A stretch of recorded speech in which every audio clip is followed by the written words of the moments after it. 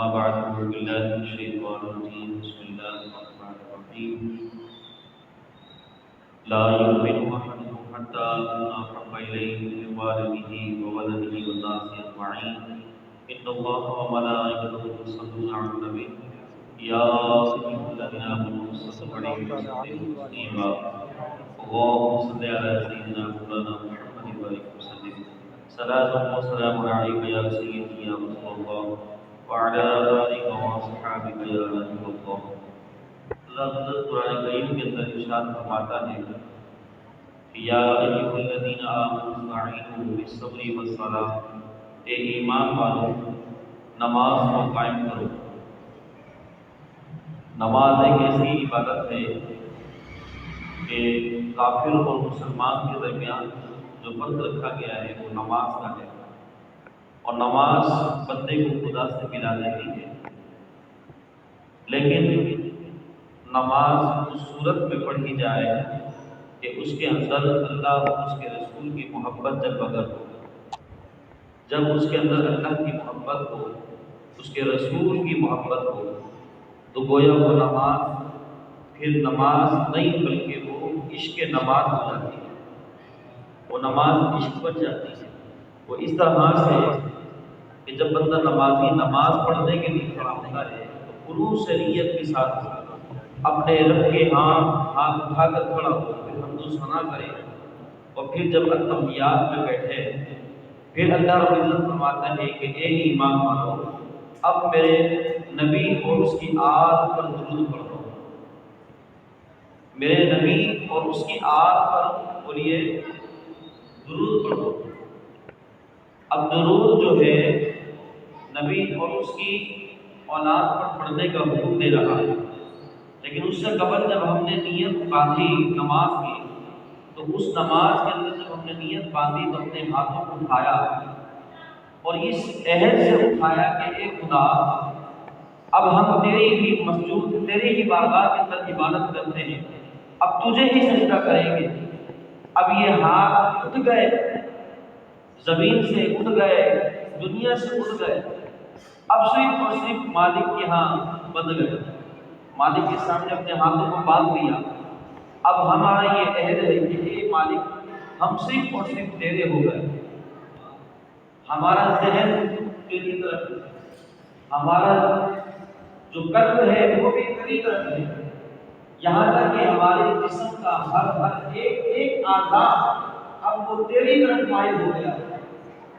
جب ہم رکوع کرتے ہیں تو آپ نے دیکھا ہوگا جسم کا پورا حصہ جو ہے وہ اللہ کی بارگاہ کے اندر ہوتا ہے، پھر جب سجدے میں جاتے ہیں تو اس سے زیادہ جسم کا حصہ جو ہے اللہ کی بارگاہ کے اندر چلا جاتا ہے۔ تو یہ تمام کا تمام حصہ جب اللہ کی بارگاہ کے اندر جھک گیا، عبادت تو پوری ہو جانی چاہیے، عبادت تو پوری ہو جانی چاہیے تھی، کیونکہ جسم کا ہر ایک عضو، ہر ایک جسم کا ہر ایک اعضا اللہ کی بارگاہ کے اندر جھک گیا ہے۔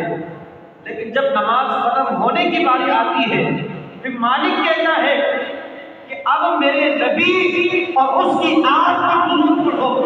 تو گویا تمہاری نماز اس وقت قبول نہیں ہوگی، اس وقت تک قبول ہوگی، اس وقت تک قبول نہیں ہوگی جب تک میرے نبی اور اس کی اولاد پر تم درود نہ پڑھو۔ تو گویا معلوم یہ ہوگا کہ نماز بھی اس صورت کے لیے قبول ہوتی ہے جب آقا کی محبت ہو، جب اس کی اولاد کی محبت ہو، اہل بیت کی محبت ہو، تو جب نماز بھی ہماری اہل بیت اور رسول اللہ کی محبت میں قبول ہوتی ہے، کیوں نہ ہم اپنی زندگی کا ہر ایک لمحہ اہل بیت کی محبت میں گزار دیں۔ مالک ہم تو تیری بارگاہ کے اندر جھک گئے، اب کیا ضرورت تھی نبی اور اس کی آل پر درود پڑھنے کی؟ فرمایا کہ یہ میں صرف تمہیں حکم نہیں دیتا، بولیے سبحان اللہ، یہ تمہیں حکم نہیں دیتا، پھر قرآن کہتا ہے ان اللہ وملائکتہ یصلون علی النبی یا ایھا الذین آمنوا صلوا علیہ وسلموا تسلیما۔ اللہ فرماتا ہے کہ اللہ اور اس کے فرشتے نبی پر اور اس کی آل پر درود پڑھتے ہیں۔ اے ایمان والو تم بھی نبی اور اس کی آل پر درود پڑھا کرو۔ آل پر اور اس نبی پر اور اس کی آل پر درود پڑھا کرو، گویا پھر تمہاری عبادت اللہ کی بارگاہ کے اندر مقبول ہوگی۔ اس لیے جب یہ سبق ہمیں قرآن نے ہمیں دیا، قرآن نے جب یہ سبق دیا تو پھر مومن مسلمان نبی سے محبت کرنے والے،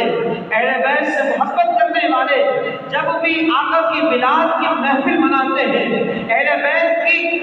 یاد میں محفل مناتے ہیں، عمر فاروق کی یاد میں محفل مناتے ہیں، ابوبکر صدیق کی یاد میں محفل مناتے ہیں، عثمان کی یاد میں محفل مناتے ہیں، ارے مولا علی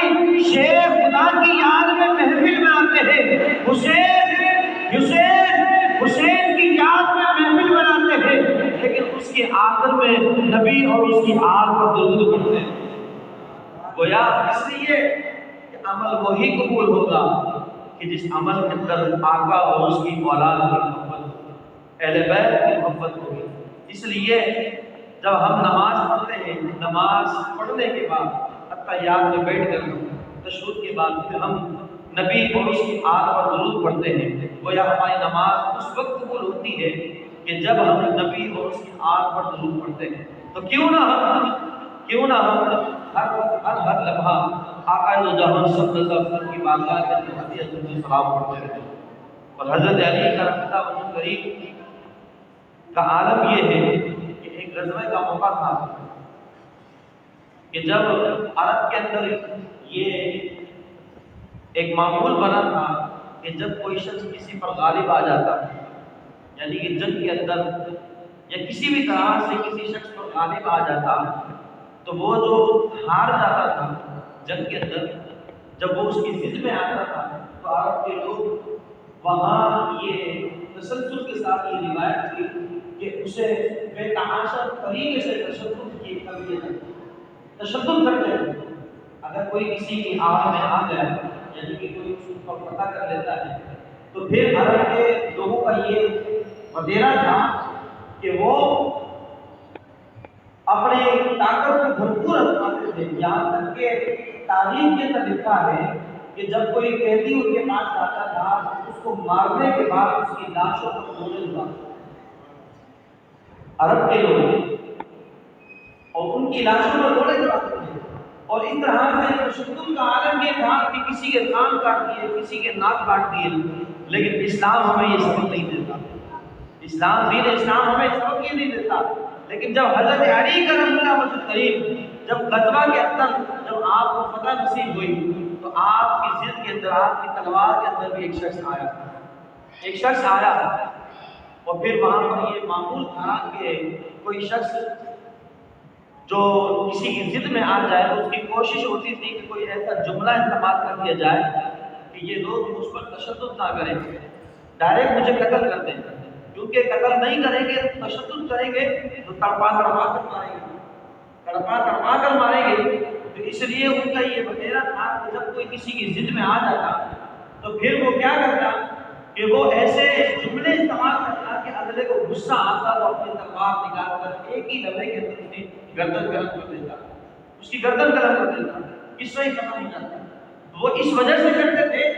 کہ اگر ان کی قید میں چلے گئے تو پھر قید ہونے کے بعد تشدد ہوگا، تکلیف ہوگی، روزانہ ہر لمحہ ہر سیکنڈ ہوگی، اس لیے وہ کوئی جملہ استعمال کرتے تھے۔ لیکن حضرت علی کے پاس جب ایک غیر مسلم آپ کی تلوار کی ضد میں آیا